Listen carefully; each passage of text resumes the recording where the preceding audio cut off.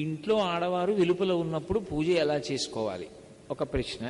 దీపారాధన ఎలా చేయాలి, అది కూడా అశౌచం ఏదైనా ఇంట్లో ఉంటే ఎలా. ఆడవారు వెలుపల ఉన్నా పూజ చేసుకోవడానికి అభ్యంతరం అనేటటువంటి ప్రశ్న అసలు ఎక్కడా లేదు.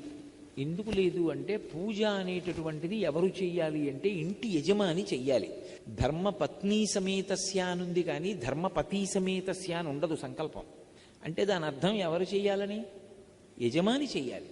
యజమాని చేసి నేను పూజ చేసిన కారణం చేత నా పత్ని బిడ్డలు అందరూ సుఖంగా ఉండాలని యజమాని కోరుకోవాలి.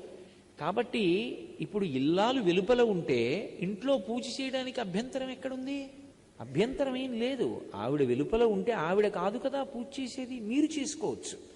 ఒకవేళ ఆవిడ వెలుపల ఉందండి, పిల్లలు చిన్నవాళ్ళు, వాళ్ళ బాగోగులు చూడాలి, వాళ్ళకి వేళకి పలహారం పెట్టాలి, ఏదో పాలు కాచివ్వాలి, అటు అది ఇది కూడా కష్టం అనుకుంటే